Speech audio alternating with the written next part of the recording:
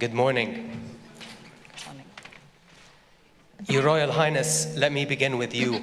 From your extensive deliberations and conversations that you've had around the world in the past few months, in addition to the very busy schedule you've had here in Riyadh over the last 2 days at the WEF, do you get a sense that the narrative is decisively changing with regards to the transition, a change towards more pragmatism and realism and away from hard-headed ideologies? In a nutshell, my question is the energy transition itself undergoing a transition?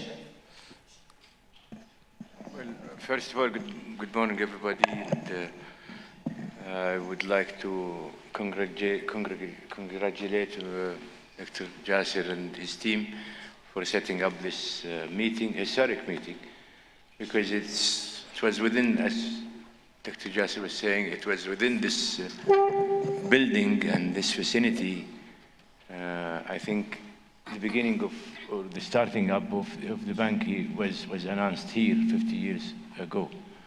So it's always good to be reminiscent of how this institution had came about and how much of the very crucial thing, how much of deliverables this institution had and how much support, help this institution provided for the Islamic countries and those who benefit from the services of the bank, regardless what nation, what creed, what religion they follow.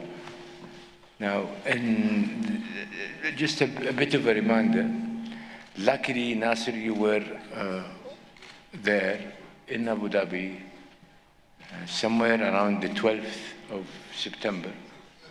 There was an event our friends and our brothers from the UAE hosted. It was almost like 5 days or 6 days since I became a minister. Back in 2019. And back in 2019, and we had a pavilion, a big one. You remember, actually you interviewed me while we were walking. And the theme of the pavilion was Saudi Arabia in transition. So I keep telling people that we are the claimant of that name, because we had to endure an unusual year, trying to fend off with our colleagues from the UAE, of trying to bring sanity to this discussion, and as you have said, a practical realism to the debate on the issue of how can we intertwine and not to lose any sight of the trilemma, as you have mentioned, because actually these things will have to go hand in hand. You cannot compromise economic growth, economic prosperity. You cannot compromise energy security for the benefit of attending to climate change.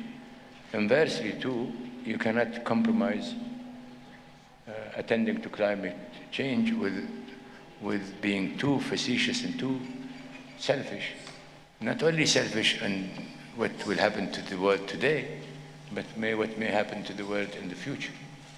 Because actually, I honestly believe that policy setters, not only they have a responsibility of attending to the well-being of the people as they are today, relevant to the governments of today, but also they have a moral duty to attend to their countries with a view that they should bequeath and inherit the future generation with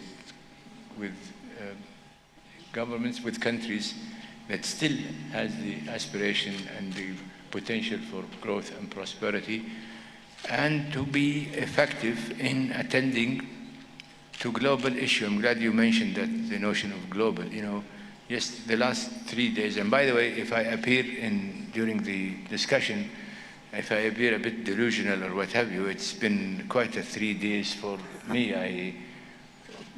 I was brought back to Saudi Arabia on Saturday late afternoon, and ever since then until today, I think I've had like 50-some meetings, attended 5 or 6 meetings like this or sessions like this. So if I crack up or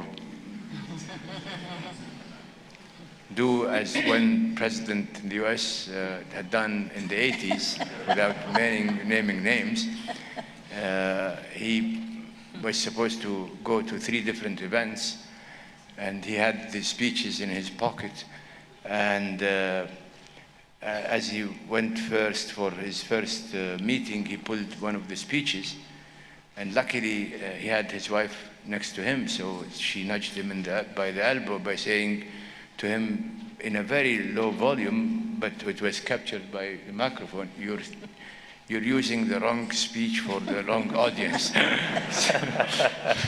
So I'll leave it there. But honestly, I think the debate was, it is very difficult for a country like Saudi Arabia, or for that matter, GCC countries, or for that matter, OPEC countries or OPEC plus countries, to be an advocate of being pro-climate, yet attending to not to compromise our national endowments. We've had that thing ever since this whole thing started. Luckily, we were engaged into this endeavor ever since its inception. So I'll take you back to Rio de Janeiro, 1992. The problem of so many people on attending to climate change, I keep telling them I was there, which is true. I was part of the drafting committee. So I need not to be lectured about the content of the UNFCCC agreement or the other relevant agreements, including the Paris Agreement. And the Paris Agreement had its own pillars, had its own concepts, which we all concurred and agreed to. The problem is not the Paris Agreement. The problem is the funny interpretation of what is the Paris Agreement.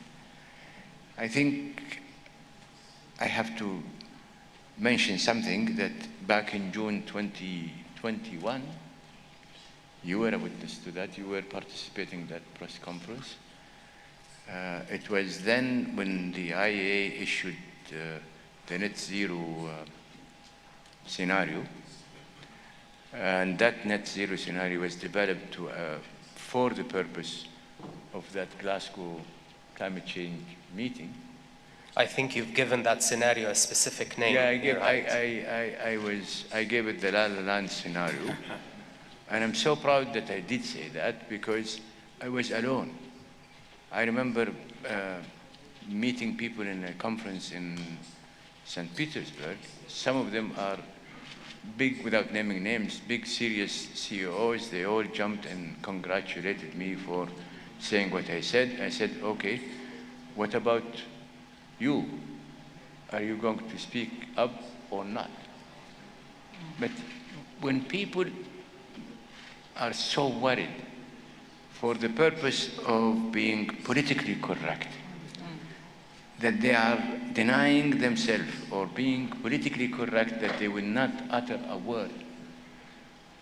I don't know what we call that, but this is the kind of extreme, if you could call it. And to that extent, people were calling me, oh, how daring you are. But look at the debate, as you have rightly said today. There are people that are talking about it in the open. There are constituencies, there are government, there are industry that are speaking up. Now, speaking up, this is not about forfeiting the real issue. In Saudi Arabia, we truly believe that there is a climate change. Our issue is not admitting that there is a climate change. Our issue is how can we attend to it fairly and squarely, taking into account national circumstances of countries, and trying to bring the debate to completely different structure, where we had it before, a top-bottom approach, Now it has to be a bottom-up approach, because if we are to be faithful to the issue of national circumstances, if we are to be faithful to the concept of nationally determined using national paths and ways and strategies, if we are to be faithful to the concept that Paris Agreement did mention, which is subject to national circumstances, and it has to take into account historical responsibility. If we apply all of the above, then the fair share of responsibility will be divided in a completely different arrangement. I'll give you a number, and I'm sorry for taking that much of a time. It's not our numbers. It's relevant, acceptable institution.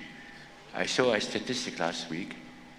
It gives an entire OPEC countries a 4% historical responsibility on CO2 emissions. 4%. 4%. The US, 24%. The EU, 16%. China, I think, is 22%. So how on earth one would accept that we will assume an equal or similar responsibility when we only had that 4% out of this 100%? And this is the very issue of why climate change negotiation has been suffering, is this sense of inequality. However, I must admit that in Sharm el-Sheikh, in Dubai, I think the setup is being reformed. Realism has started to emerge, and as a result of that realism, the resetting of the debate is coming. And luckily, now it is politically correct to speak up. But look at what happened. This is not even 3 years, almost 2 months. It will be from the La La Land thing to now. Look how people are converging now to a different thing. So the needle has moved on that conversation in the last couple of years. This is not the end of it, because again, we're at it again. Do you think there's a risk for the needle to go back again to the other extreme? I think we need a needle that goes to more realism and practicality and sense of acceptance that there are things that are daydreams and there are things that can really happen. And based on that, realism will further allow everybody to cooperate. I believe in the bottom-up approach. I even apply it in my institution that I manage. You cannot ask, and how hypocritical, to be honest. Now, my problem is that I'm forthright, and so bear with me. It is so hypocritical. And I have the Indonesian minister here next to me. How on earth you ask Indonesia to forfeit its economy, its growth and responsibility, and the amount that the Indonesian government knows and admits that there is still in Indonesia a serious amount of energy poverty and a clean cooking issue to masses of people. How could you ask a country like Indonesia, a country like Nigeria, a country like Ghana, like Madagascar, and that's why we are signing with the Islamic Bank an agreement today. I have a lady here. She can speak to you about what she saw with her team, and I'm so proud of that team because most of them are Saudi females.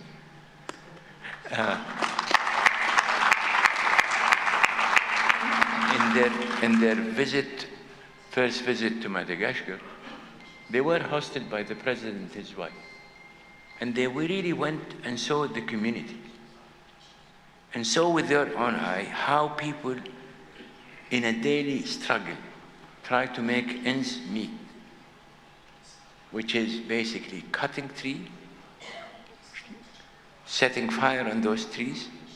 And this is not a practice of the Madagascars. It's a common practice everywhere in Africa. It's a common practice in so many places in Southeast Asia. But to make ends meet, people would cut trees, which we're getting rid of sinks, in accordance to the climate change discussion, converting them, set fire on them, converting them into charcoal, going to the market, selling that charcoal, make money, buy their food, and use some of that charcoal in cooking their food. And they're living in these so-called bungalows, heaths, burning that charcoal by virtue of science, expose them to that amount of smoke that they have to inhale. So it's a good cause of death, and the numbers are astonishing, or at least sickness. This is the day-to-day of life, people. Now, the numbers we have on clean cooking is, I think it's 2.2. In an event on the Middle East Cup that we hosted in October, I did mention, and I still want to mention it again here, I don't know what kind of survey that was made to come up with that 2.2 billion. So my guess is that give it a 20 to 30% each way. But if it even 100 million people, why would you ask people in Madagascar, to name Madagascar, to go into renewable when they barely don't have a mean to have an electricity? How could you equate those people? And I'm not condescending, but I'm just giving people a realism onto this debate, that how could you get Indonesia to bear a responsibility for climate change, or for that matter Nigeria, with all the things, the good things that they are trying to do to really reset their economy and improve their lot, when you are going to build them by a heavy bill, that it would take huge amount of resources that could have been used in different ways that enable them to serve and solve more serious problems for them. And this is the kind of condescending, top-bottom approach that is really has to be reset. It is being reset, and we'll continue fighting for that reset to happen. We're not fighting to avoid attending to climate change. We're fighting to attend to climate change in a fair manner that would endure that remedy. I'm sorry for taking so much of it.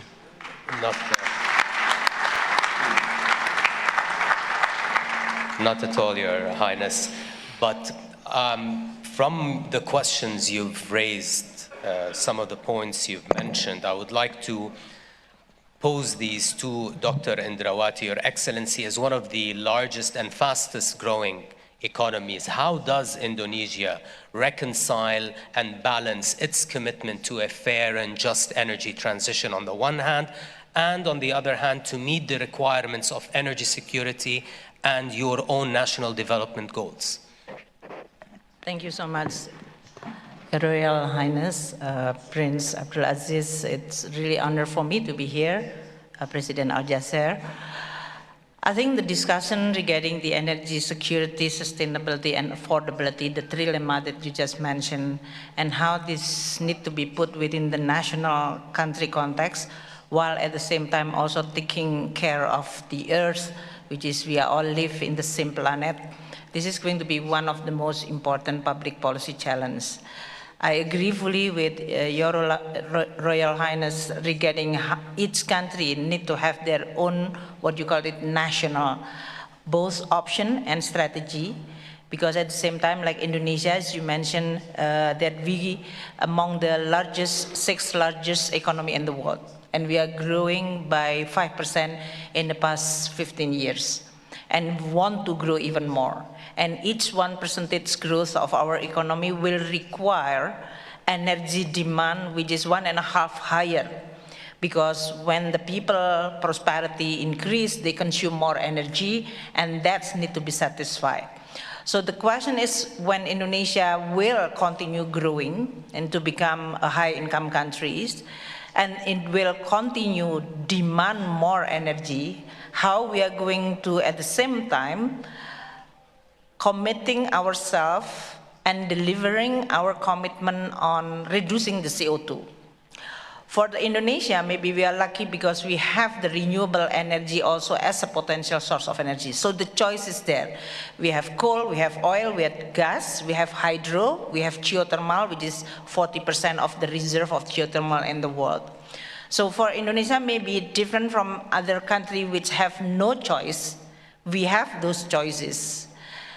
When Indonesia in Paris Agreement and agree again that we should be realistic, pragmatic, and also holding this common and differentiated responsibility, I think this is very important. So when countries, other countries, advanced countries, especially asking for the energy transition in Indonesia, our approach is saying this, okay, we have all this potential, but to transition toward a green energy, it will require a lot of money. Our calculation to deliver the Paris Agreement is around 285 billion US dollar. And out of this, 260 is actually for the energy transition. The second question as a finance minister, not energy minister, is who's going to pay? Is it coming from my budget? I don't have, I have money, but not all for energy. For education, health, road, and others still get. So we start talking about this realistic approach by presenting the real case for Indonesia. So when we were asked, okay, Indonesia, can you reduce coal and increase more your renewable in our energy mix? Currently, renewable is 23% of total energy mix in Indonesia. We want to increase into 30%. Even asking about retiring our coal power plant earlier. Then I matched those challenges by saying that, okay, let's pick one power plant and we will retire it. They're supposed to 30% at 30 years operation. We reduce it into 23 years, so 7 years reducing this operation.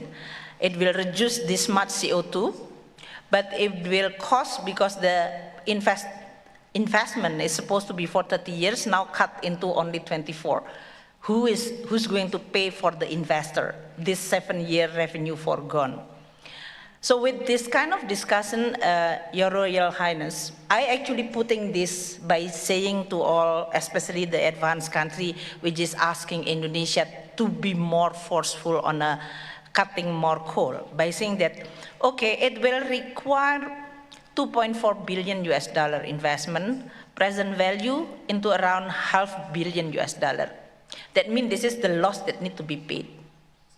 So now I'm asking, because President Al-Jazeera talking about MDBs, if this is going to be the money that compensate of reducing only one power plant, it will then need to have somebody who's financing it. For sure, it's not from my budget. So it's supposed to be from the MDB who's asking me. You pay me with concessional, in this case. Hard to bargain in this case, but that's good. So if you talk about target, you have to talk about financing, then you talk about who's going to pay for that.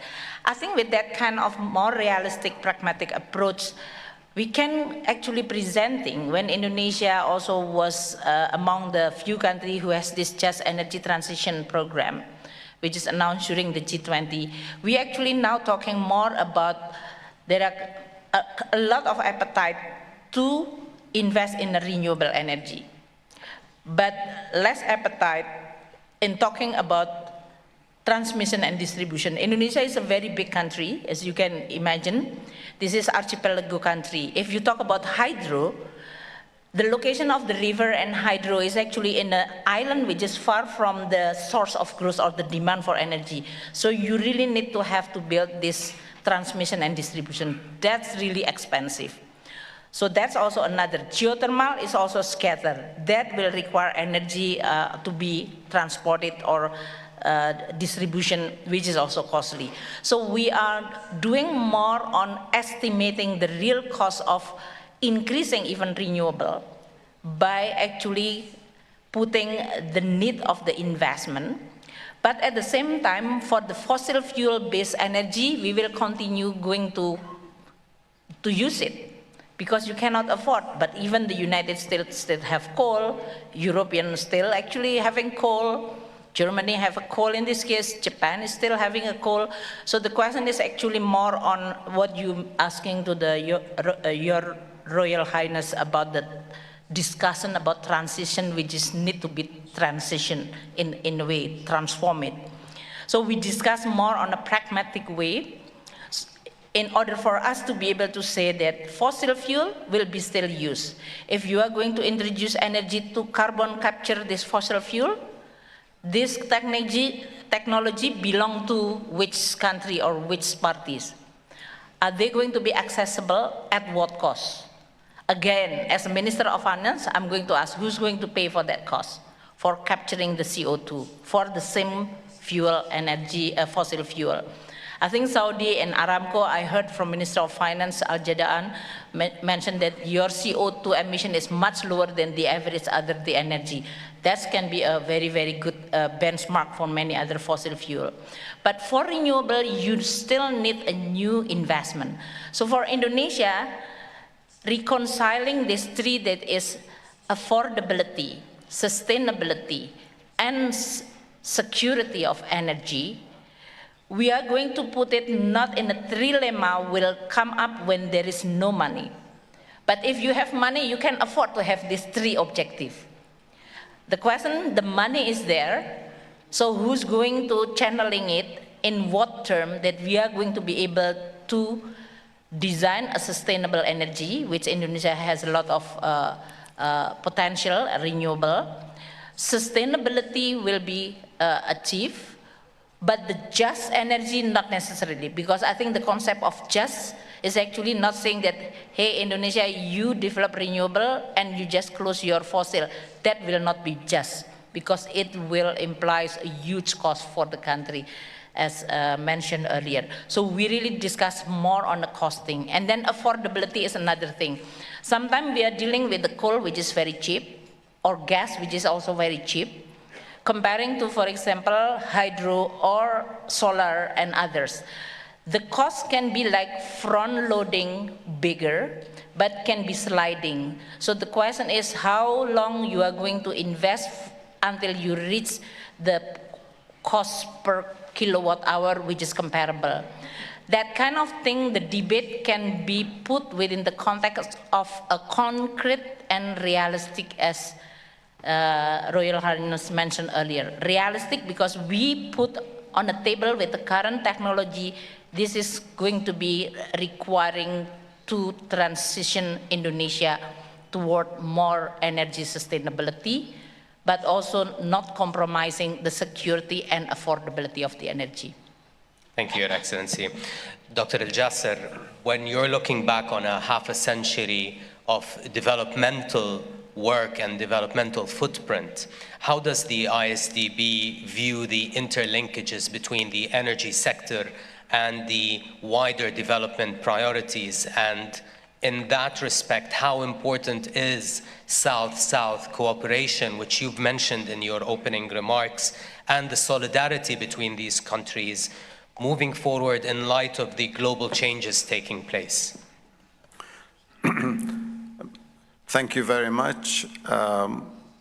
Energy, as I mentioned, is really in the center of the development process of every country, industrial, developing, or what have you. And therefore, that development that is in our DNA, that's what we were created for, to promote development in our member countries.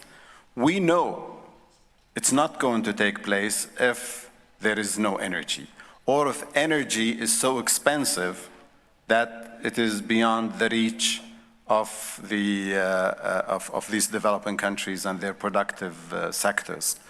Therefore, from the outset, from the creation of the institution, energy has taken a significant part of our lending.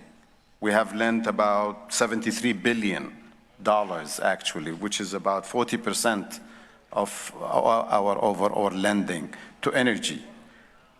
But we, from the outset also, we were very cognizant of the restrictions that may happen against certain types of energy. being a South-South institution, we have the luxury to say only what the South believes is in the best interest of these developing countries. And therefore, we have not accepted that only renewable energy will be financed. We, as His Royal Highness and Her Excellency mentioned, we're not climate change deniers, far from it.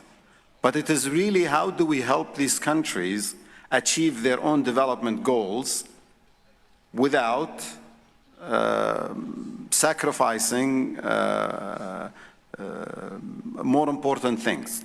So in the case of the Islamic Development Bank, I'll give you one example.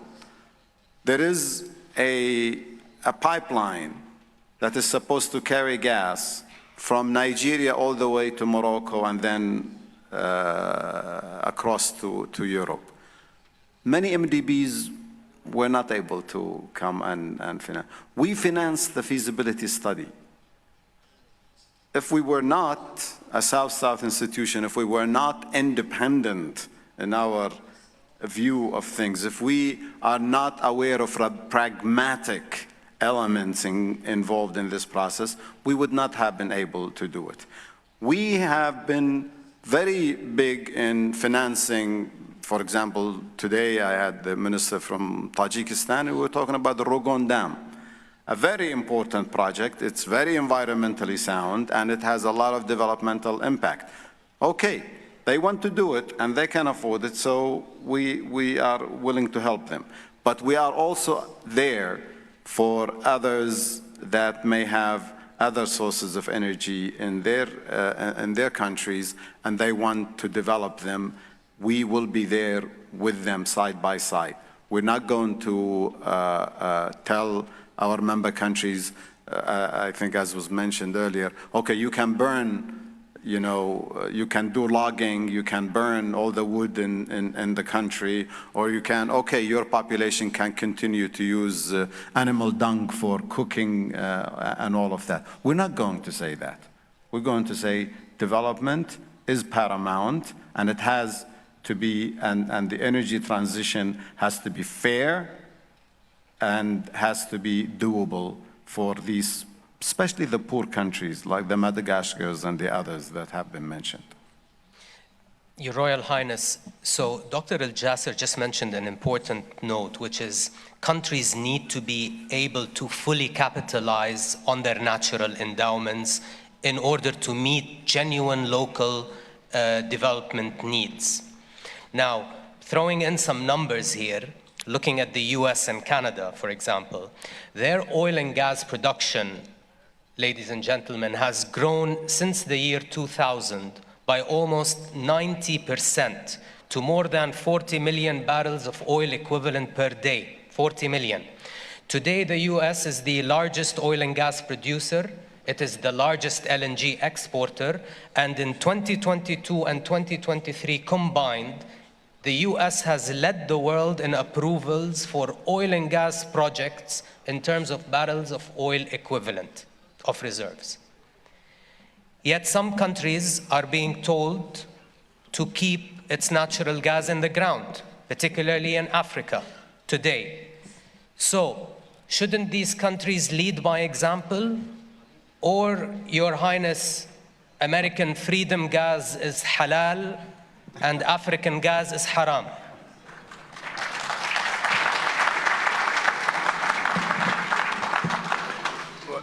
Well, for that question to be answered, you should go to the Mufti and he will.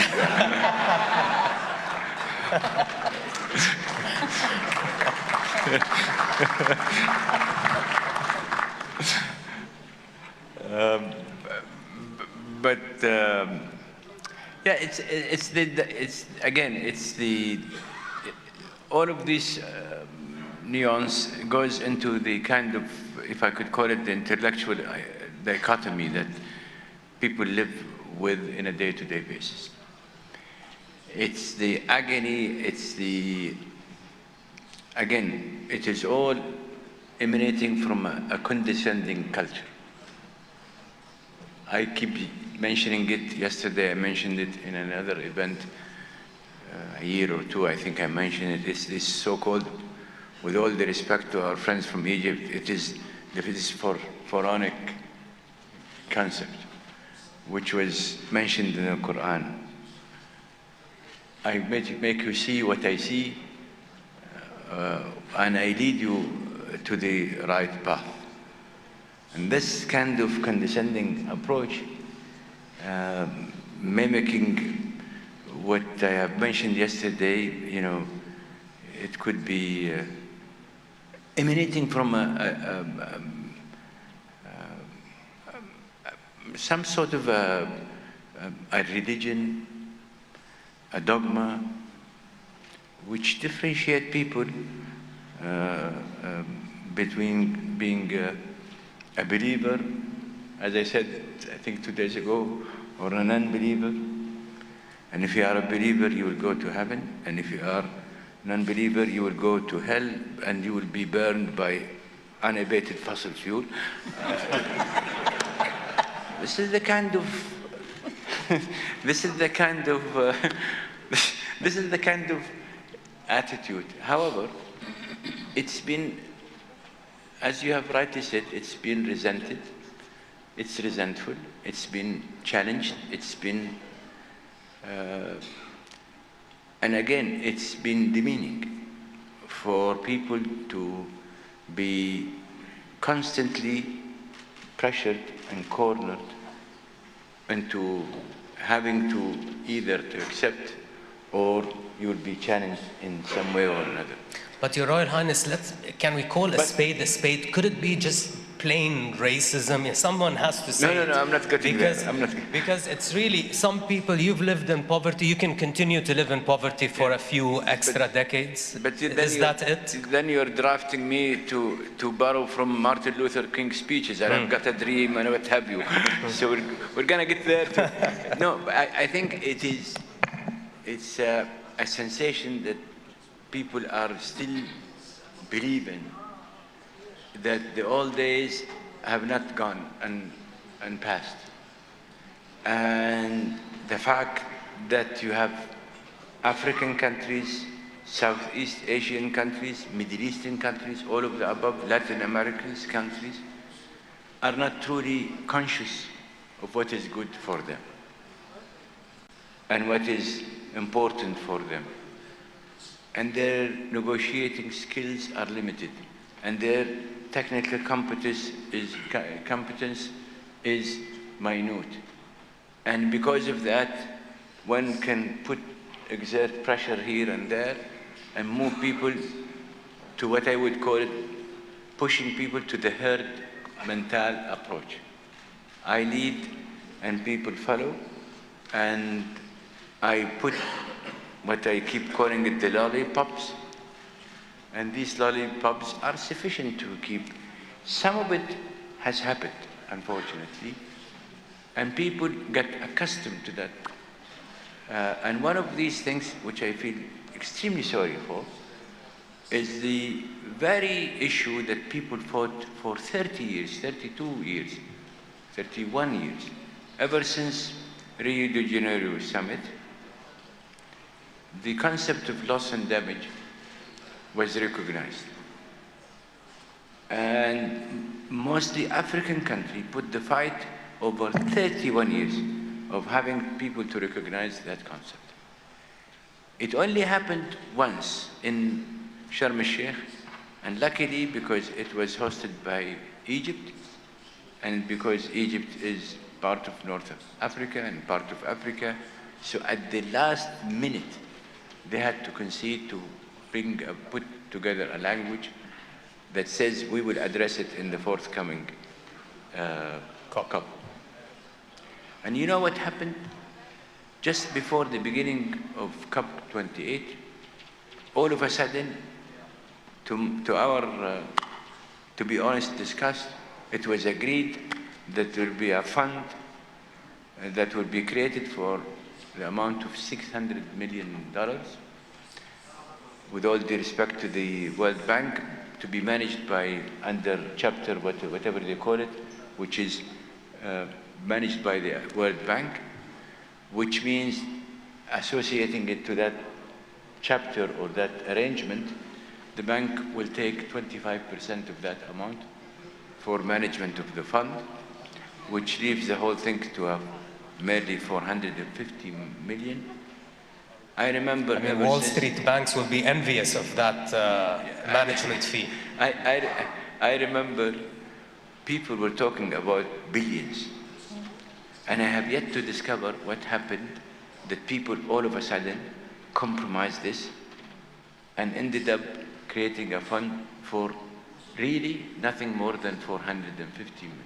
Can anybody tell me what a $450 million fund will do because it was to do with adaptation?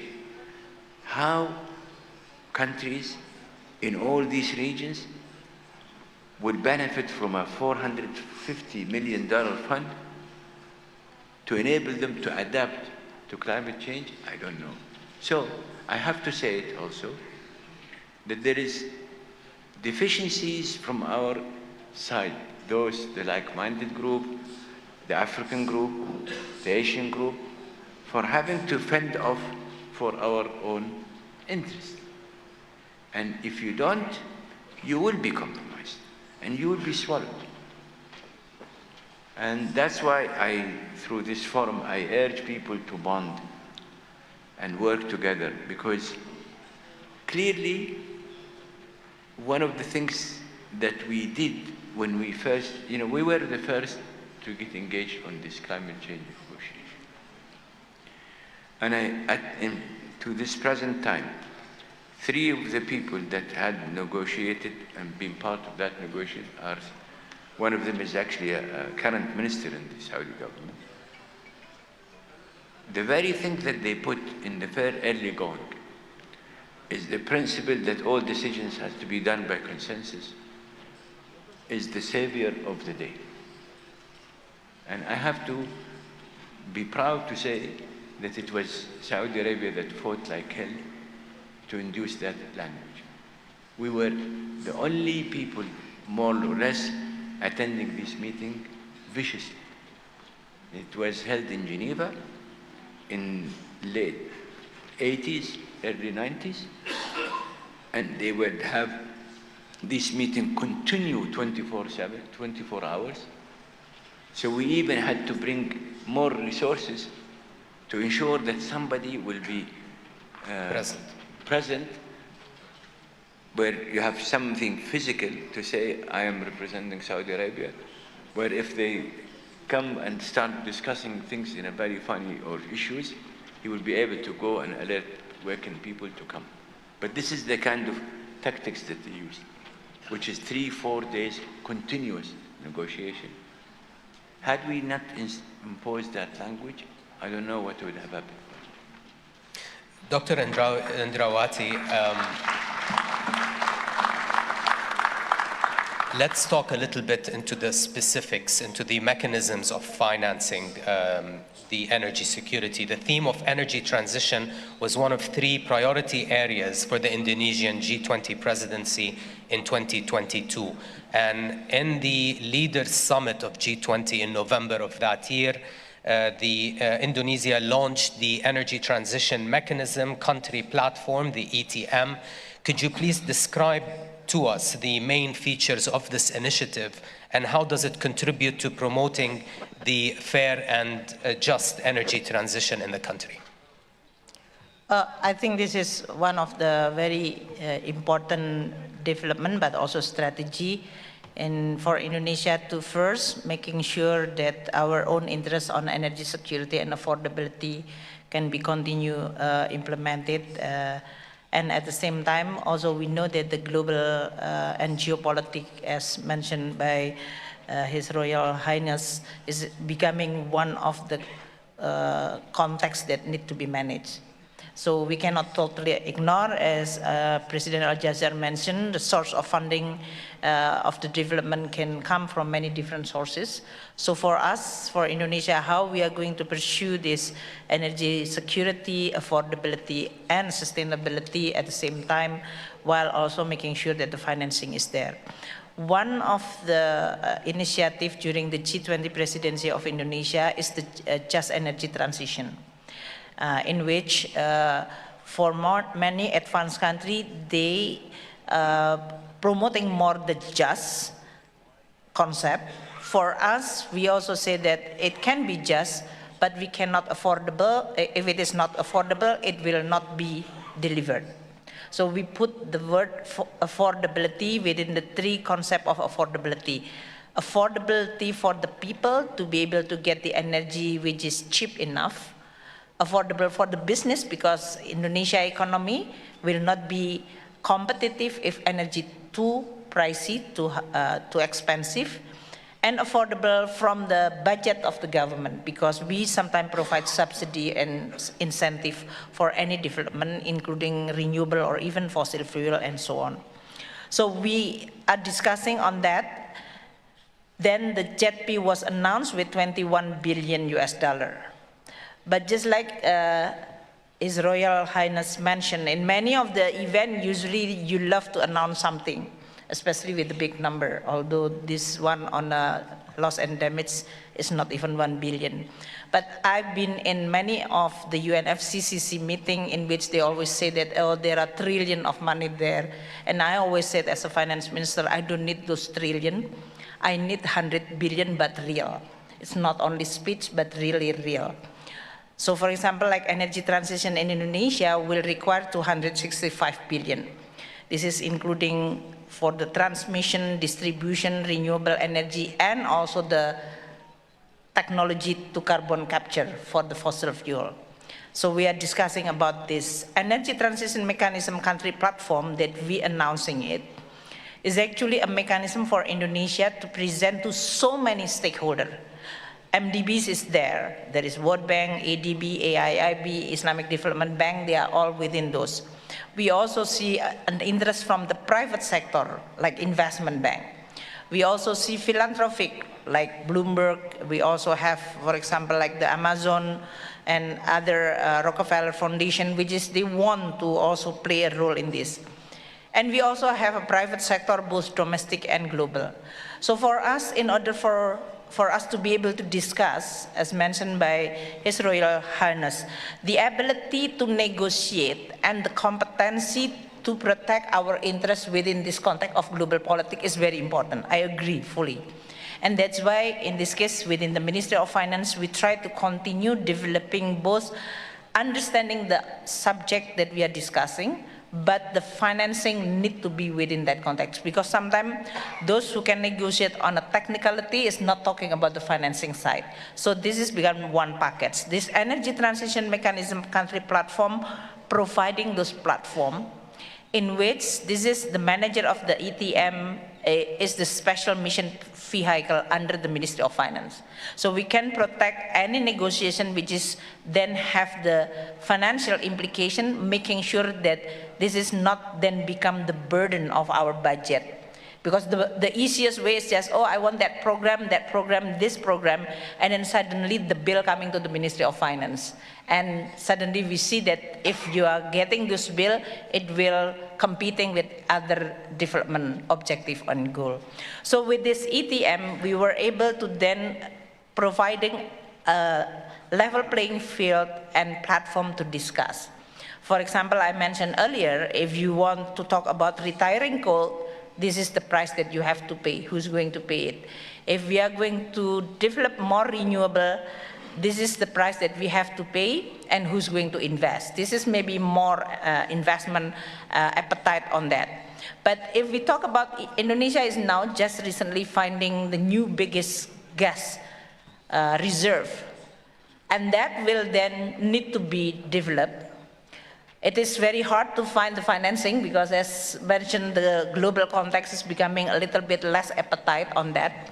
But we still can secure if we put carbon capture within this development context. It will increase or it will add more investment requirement. And that's the question that now we are discussing about what kind of scheme like take or pay or costs that can be then put within the context of investment that will be compensated, whether in the form of the price as well as revenue sharing with the investor. That is the discussion that we are having. So we are continue having this option. Renewable energy for one thing, transmission distribution is another thing, and then fossil fuel based still, but with carbon capture, but the consequence of the investment costs that put within the context of this burden sharing. So that when we talk about just or fairness, we are going to put this cost and then questioning who's going to pay for this one. That will make a concrete approach of what we call it, this idea about common but differentiated responsibility. President Al-Jasser, Her Excellency just mentioned the financing needs for this transition and ensuring also energy security. The global economy has been moving steadily towards a cleaner energy transition.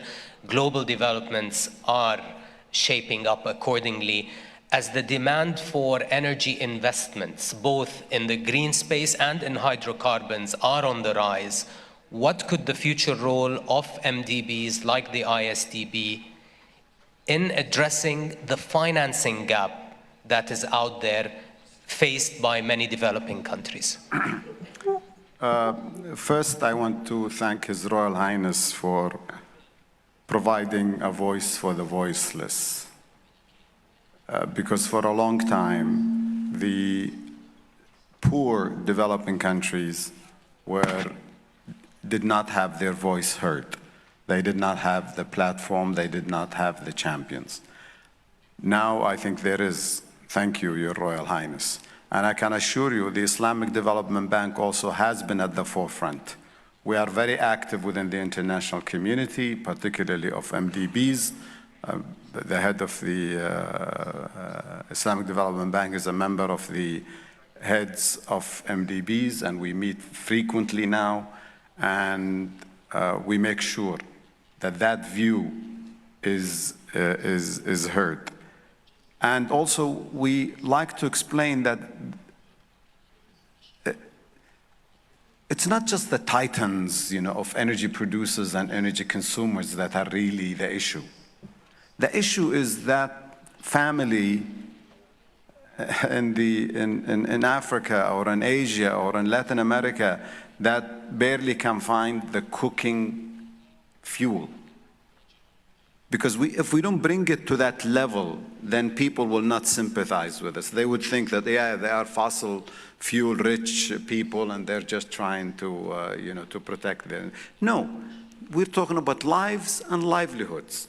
And this is very, very important for us. And I think the financing you said, I think His Royal Highness probably was alluding to something that was mentioned in Glasgow when Mark Carney, you remember, in Glasgow mentioned those trillions, that we never saw. Every time I see Mark, who's a great friend, former central bank governor, he says, where are the trillions?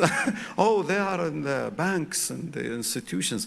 Well, we need to come down to reality and to pragmatism. And therefore, when we say fair and just transition, that has a lot of meanings, and I think Minister Indrawati mentioned it.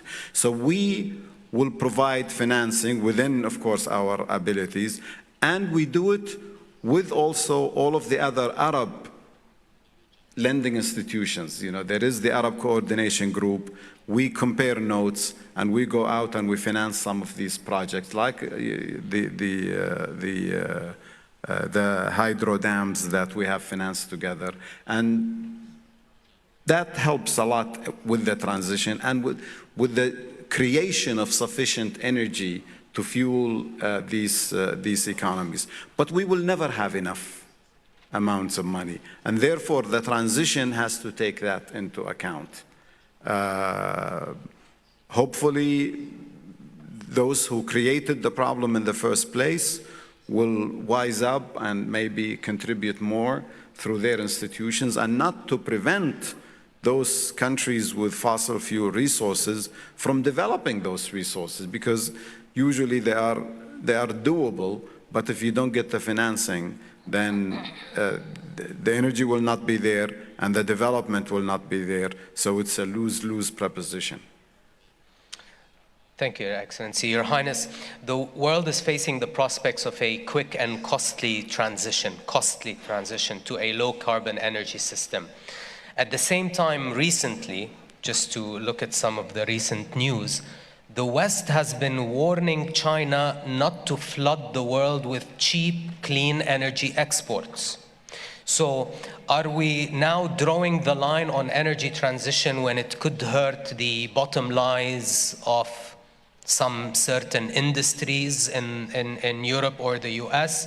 You mentioned in one of your panels at the WEF here in Riyadh that to overcome the climate challenge, the world cannot work in silos. And no one country alone can do it, no one region alone can do it. It's a global challenge that we need to address collectively.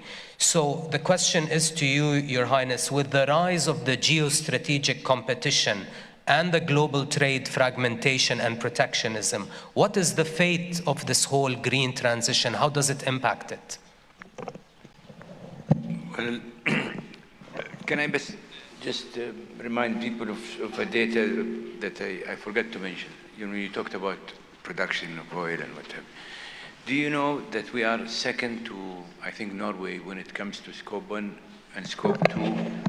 We're number 2, second to, I think, Norway when it comes to Scope 1 and Scope 2 on emissions. Do you know of CO2? We are also number 2 when it comes to methane emissions. I ask you, why should we be lectured about reducing our emissions by the very countries that are, their ranks are number 12 and 11 and 7 and 8 and 9? Isn't it, I sometimes go out of my way by say, you know what, let's have a workshop and we will show you what we did, so please do what we did.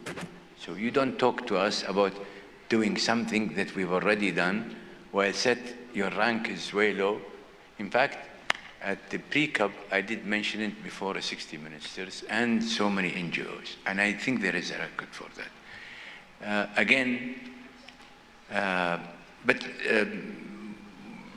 That has been a topic for me, what you have mentioned now. I would put it back somewhere in January 22. We had an event in Kapsark, and I was interviewed by Daniel Yergin. And there is a 7-8 minutes, I could send it to you, Mohammed, to your organizers, they can share it. Exactly, precisely, I was alluding to what you have just mentioned, in the context that there will be, in transitioning, using the narrow band approach, you would have more and more infights over resources, metals, minerals, all of the above. That gets into the components of the new or renewable technology, energy source, including the electrification, including, which means that slowly and surely, you will have not only competition on minerals and mining and what have you, and already there is an established lead on that. You will see competition on the cars, the grids, all of the components that will get into this preferred transition by some. And eventually, you will see that a country like China had taken the lead and is competitive to others. And this is the precepts of what you have just alluded to. And I actually said, enumerating more of, in the plural sense, what would be the challenge of the future. And I think I remember ending that response to that question by Dan. I said, if people were worried about cartels and the evolution of OPEC as another new and improved cartel or OPEC Plus, I don't think that they have seen the real cartel that's yet to come. So I think what you see now is the presetting of the concerning by others on how things will evolve.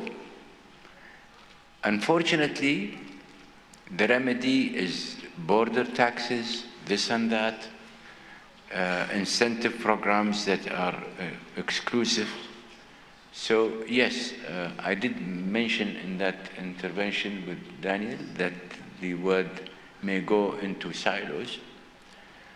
Now they're giving it a different name, a much more finer name. They, I think, call it fragmentation, which is the same. Now, I ask you, how much time, effort was placed to bring about globalization? Yes, in the 80s it took a Reagan, a Thatcher to bring about new and improved international trade system. How much people fought to bring GATT and what have you to a world, WTO with its own disciplines and what have you and what have you. So to me, we may end up reversing back to what we have learned from as a lesson, tough lesson, that silos and fragmentation bring trade wars, and eventually they bring reduction and calamitous results to the world economy. Dr. Indrawati, Indonesia has launched the Comprehensive Investment and Policy Plan to net zero its power sector by 2050, hoping to unlock some of the $20 billion in funding from the G7 and other financial institutions under the Just Energy Transition Partnership. This type of program has also been agreed with other countries such as South Africa and Vietnam, but it seems that this JETP funding is mostly made up of high-interest loans, and only a small part of it is in grants. So my question to you is, are you concerned that emerging countries such as Indonesia and other LDCs could eventually fall back into a new debt trap, where developmental aid is just repackaged as climate transfers, climate-related transfers, keeping the global south dependent and beholden to debtor countries? Oh, first, the commitment to have a net zero for the energy by 2050 will require a lot of investment, as I mentioned earlier. This is to increase more renewable from currently 23% into 30% by 2030, but even more into 40%. And the role of the fossil fuel is going to be less, but it doesn't mean that you are actually closing, because if energy by 2050, Indonesia economy will grow further, the demand for energy is going to be continue higher. And that's exactly how you will need more portion of the renewable without sacrificing the non-renewable. The second one, the JETP, or Just Energy Transition Partnership, which is announced during the G20, and now there are 3 countries, Indonesia, South Africa, as well as Vietnam.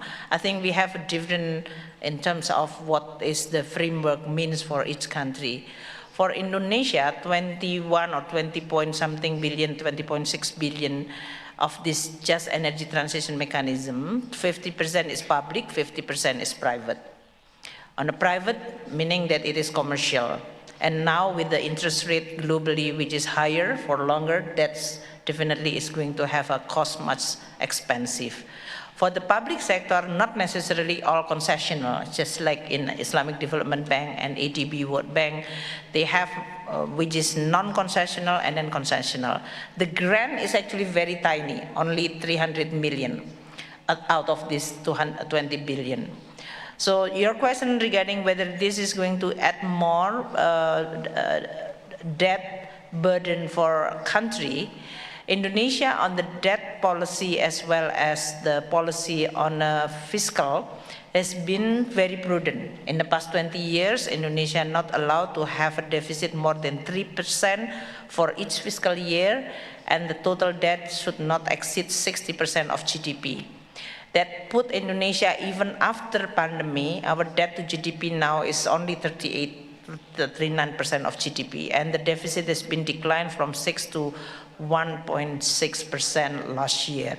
So on the debt, Indonesia may not be an issue. Other countries may not in a position like Indonesia, because after a very long struggle with their development hit by the pandemic, they have the debt level which is currently maybe above 60%.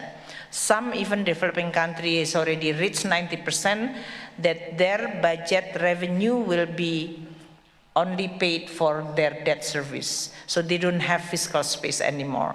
So their problem will be much more acute.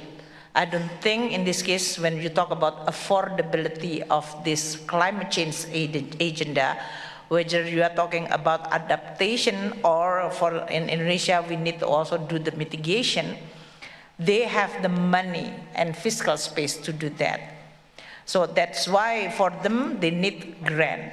And they need to address their current debt problem also. So it's a combination of many problems which is already facing with many developing countries. And that needs to be addressed. I think globally now more than 60 countries is facing with a debt problem, chronic one. So it will not even continue doing on your development goals unless your fiscal and debt problem can be solved.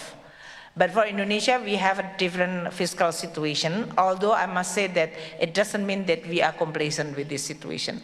We have to be very careful because global situation change very rapidly.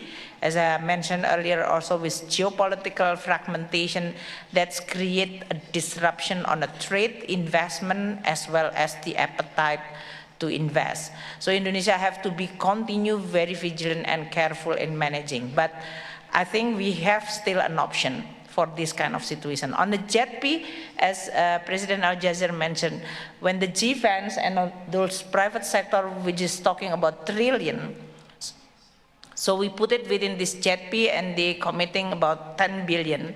We look at them and say that if this is too expensive, we are not going to use this. Because Indonesia still have an option. For example, when we issue SDG bonds or Sukuk Green in this case, we have interest rate which is much lower than what they offer.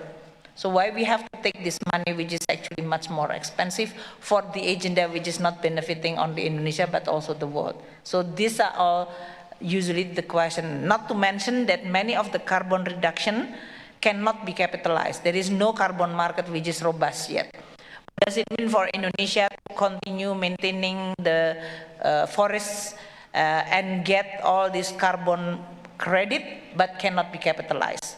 What does it mean for Indonesia in reducing the CO2 into net zero emission for the energy, but our effort cannot be capitalized without any of this recognition of the carbon price and carbon market? So a lot of homework still need to be done at the global level, and that's why the voice of Saudi in this case, by putting more pragmatism but at the same time also constructive in making this conversation not becoming ideological, because if they become ideological, there is no room for discussion. You're only saying that you are right or wrong, you are haram and halal, hell, heaven. So then you cannot like make this kind of discussion, which I think needed for all of us to address the issue, because at the end we are sharing the same planet. So we have to take care of our planet together. Thank you. Before I pose my question to Dr. Al-Jazeera, just here an information data that I got, which tracks the international public financial flows in support of clean energy in developing countries.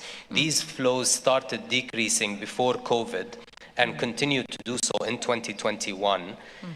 These amounted in 2021 to $10.8 billion, dropping more than 11% from 2020, and it's 35% less than the average of 2010 to 2019. So this will definitely, this decreasing trend in international public financial flows will affect LDCs very much. Dr. Al-Jazeera, so, you know, ISDB is known for supporting national development efforts in its member countries, including, of course, the energy sector. We just heard from Her Excellency about Indonesia's ETM initiative. Tell us how ISDB is involved in this initiative as well, and what has it done and is doing to support that?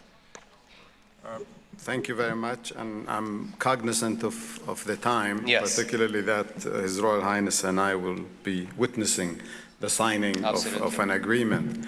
The Islamic Development Bank is involved, and we partnered with our Indonesian colleagues on the transition mechanism platform, with also the Asian Development Bank and the World Bank.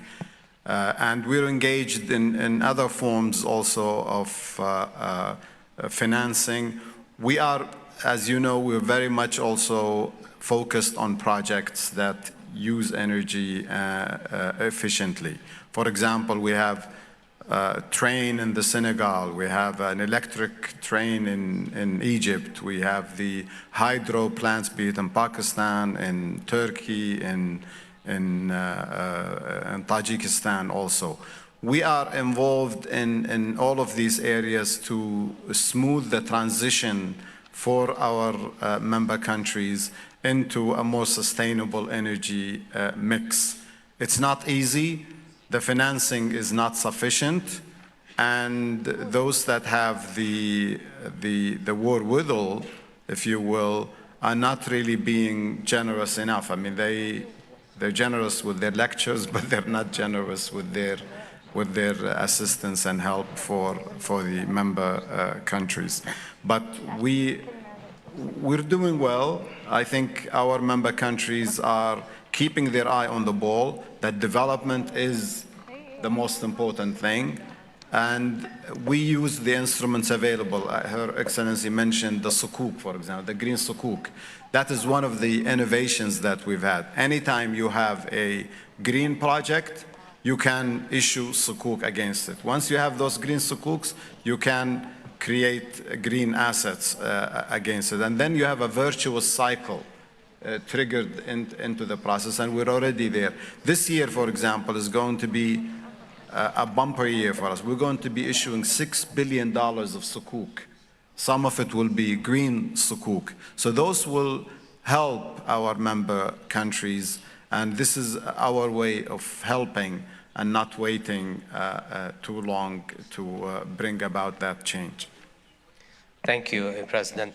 I guess this is the time we have for this session, so please, a round of applause to the esteemed panelists. I'm afraid we don't have time for any questions or Q&As, which we promised at the beginning, so I'm very sorry.